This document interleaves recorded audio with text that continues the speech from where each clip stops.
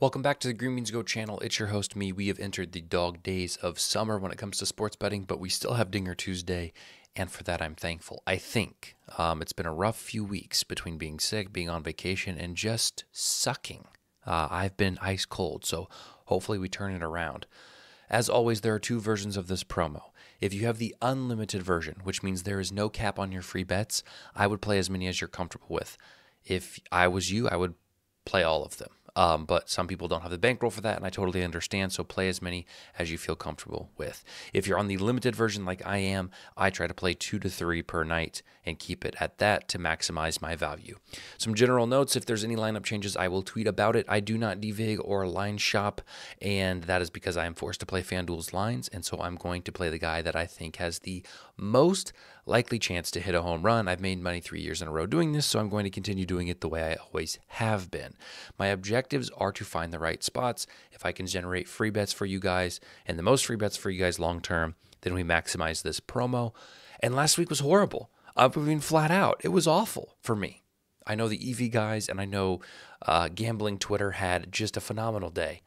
Something like the top 10 home run hitters of the year hit a home run. Something insane like that. So it was just a chalky week, and I typically avoid chalk. If you would have played everybody from plus 300 to plus 400 last week, you would have made money, okay? It's just how it is. I don't expect that this week. I think it was a crazy outlier of a week. We did hit 2 picks, but that was it. I want to point your attention down here. We are having the best luck with our B-rated and C-rated A-team picks. So, as you can see right here, C-rated A-team. Yes, we hit a B-team there. ROI at 52 and 27% with those two. Those are our hottest picks right now. Let's get into it. Josh Naylor. We'll start the video with Josh Naylor. I mean, it's not fair for us to say any other name to start this video. 2 weeks, though, no home run. But maybe he'll get back on track tonight with a very soft matchup against Chris Flexen at home. My other pick would be Andrew Benintendi, a good price for him at a park that I think should play pretty hitter-friendly tonight. The game in Pittsburgh, Kyle Gibson and Mitch Keller face off. 2 weeks ago, we hit Alec Burleson and Brendan Donovan, both on the same night. Why not run it back? That is a typo. It's 560, not 5,600. If it was, you should put as much money as they allowed you to put on it. That is the incorrect price, and I'm not changing it, so be forewarned there. Game in Miami, I've given a C. I think Devers at 370. Again, I said I'm not a chalky guy, but Rafael Devers at pushing 400 against this matchup, I think is a reasonable price. And so if I was playing this game, I would be fine with playing Devers. I think Yoshida is a good pick as well at plus 800, but not a game I'm playing unlimited. Game in Washington is weird, if not for anything else, but the fact that the odds are all insane. The win doesn't even look to be that good.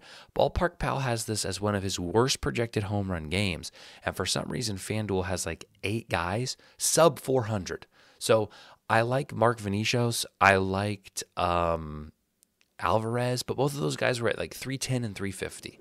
So if you want to play a little bit more chalky, I would look at those guys, but I was shocked to see the numbers that were provided for this game. Harrison Bader is my official play.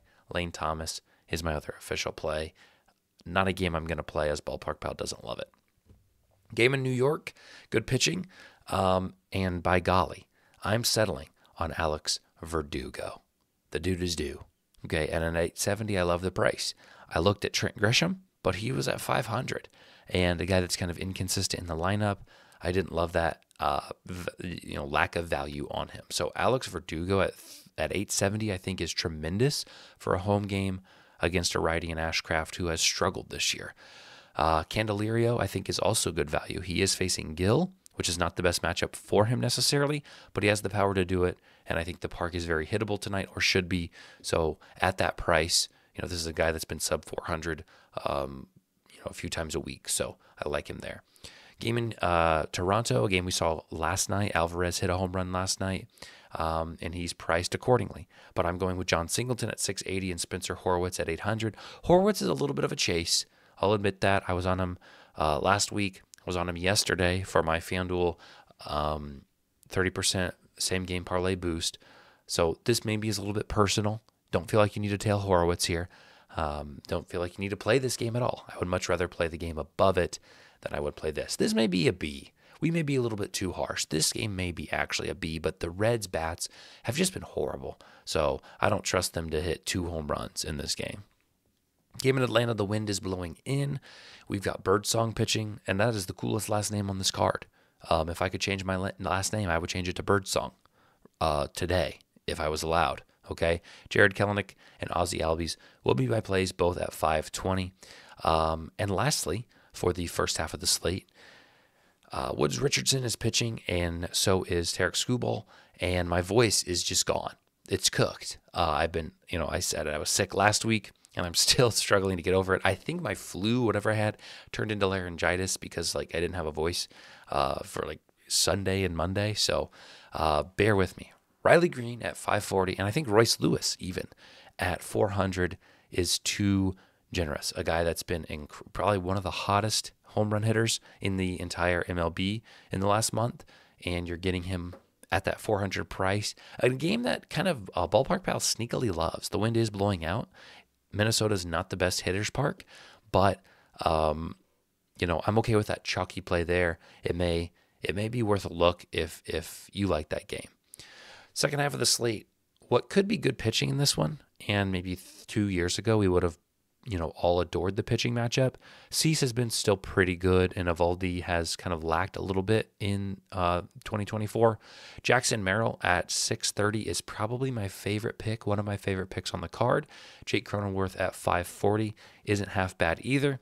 If you want a flyer in this game, Jurickson Profar, I went back and forth between him and Cronenworth. I settled on Cronenworth because I would be more mad if Cronenworth hit one than a Profar hit one. So, if you got a free bet and you like this game and you kind of want a little pseudo insurance, Jurickson Profar at 800 I think is a good price. This game in Chicago, wind is blowing out, so this should help us. As you can see, based on Ballpark Pal's ratings, 23% increase in home runs. Brandon Marsh and David Dahl would be my picks against Hayden Wesneski, and I think you could get 4 to 5 in this game, so it's definitely one that you can consider playing on limited. This game in Kansas City could get rained out, so be careful of that. Brandon Lowe, Josh Lowe, absolutely no relation at all, but I'm playing both of them. They are on the same team. Not a game I touch.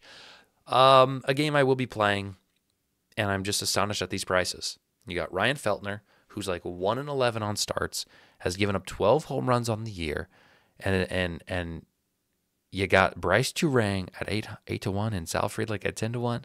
Come on now. I will be playing them, and I'm half tempted to parlay both of them and put a little free bet on it for maybe $400 or $500. It's just an idea, okay? I'm typically not the degenerate type, but it's okay to have a little fun now and again. I see dudes on Twitter putting 3-leg parlays of home run hitters and putting $400. Guys, are you guys independently wealthy? Are you guys loaded? Because I cannot fathom putting $400 on a 3-leg, 300 to 1 parlay. It's insane what I see on Twitter. It's sickening, actually. One of my favorite games tonight, definitely one I'm looking at. Willie Calhoun does not have odds right now. He would be my pick for my A team in this game, although, as you can see, not my favorite game of the night. Mickey Moniak, I believe, is at plus 540. I don't know why I didn't write the odds. Apologies for that as well. Game in Seattle, Grayson Rodriguez and George Kirby. Again, 2 solid pitchers tonight, but Ballpark Pal loves it, or semi-loves it. Only 0.2% less projected home runs than the game in Chicago. Cedric Mullins and J.P. Crawford would be my plays. I don't mind Colton Cowser if you want to go more chalky. Obviously, Henderson is a good, option for tonight. He was sitting at plus 430, which I think is a good price on him as well. So just some ideas for that. A game that I would be okay if you decided to play, not one I'm going to play. Game in L.A., maybe one. That's reasonable for you to play. I've given it a B. Corbin Carroll at 630. And Jock Peterson, revenge game, comes back to L.A. to face his old team. 440, I think, is a lovely price for him. Two things before we look at the whole slate. If you want to support me in any way, there are three ways to do that. The first and easiest way is just to watch my videos. I make other videos besides Dinger Tuesday videos, all kinds of things sports related, sometimes betting related, sometimes just general sports, sometimes hot takes, sometimes just goofing, okay? You watch those videos, you share them with your friends, you be involved with the Green Beans Go community. That's going to help me grow, and I appreciate that. Monetarily, if you want to support me, if you haven't signed up for certain sports books in your state, you can go to the link in the bio.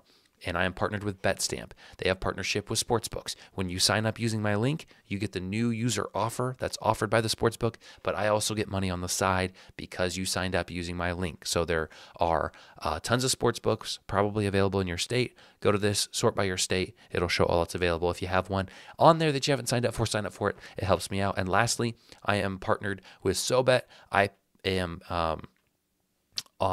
one of the content creators that was invited to post on SoBet. SoBet is like a Twitter for sports bettors. People on there post their picks every day. When you pay $10 a month, you get access to my picks and everyone else's picks on the app. You can pick and choose who to follow. It's a really cool idea, and it's less degenerate than Twitter. A lot of guys on there are serious about handicapping. They track all their bets. They stick to units, all that good stuff. So I try to post at least one promo-related play a day. So if you want that pick, you can check that out for $10 a month. Try it for a month, and if you don't like it, cancel it. You're not going to offend me. Here's the full slate.